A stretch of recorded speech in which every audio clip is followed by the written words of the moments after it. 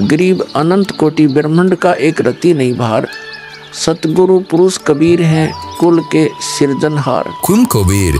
हम सुल्तानी नानक तारे दादू को उपदेश दिया, जाति जुलाहा भेद नहीं पाया, काशी माहे कबीर हुआ। बहुत आनंद दिया कथा कोৱা তুমি আৰু কিবা কোৱা। এওঁৰ জ্ঞান আধৰুৱা যেন লাগিছে।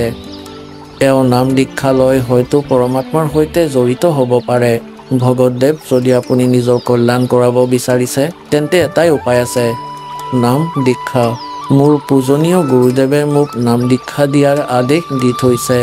মই নিজৰ ঘৰ আৰু চাকৰি বাদ দিলোঁ।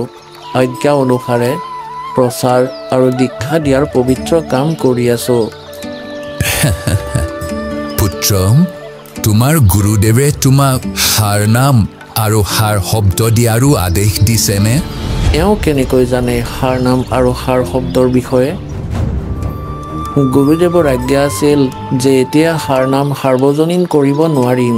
তেওঁ কৈছিলে যে মোক স্বয়ং কবিৰ পৰমেশ্বৰে লগ কৰিব আৰু তেওঁৱেই মোক হাৰ নাম সাৰ্বজনীন কৰাৰ সঠিক সময়ৰ কথা ক'ব। তেতিয়ালৈকে এই হাৰ নাম কেৱল বিশেষ অনুগামী পাত্ৰক দিবলৈ দিছে।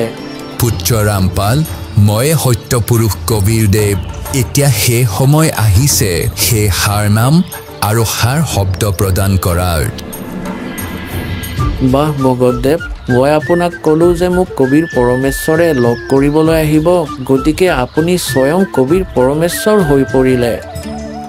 মই নিজৰ গুৰুদেৱক সুধিছিলোঁ যে হে গুৰুদেৱ, মই কেনেকৈ চিনি পাম যে মোক লগ কোৱাজনেই কবিৰ ভগৱান? গুৰুদেৱ স্বামী ৰামদেৱানন্দদেৱে ক'লে, বিশ্বাস দিওৱাটো আৰু পৰিচয় দিওৱাটো তেওঁৰ কাম।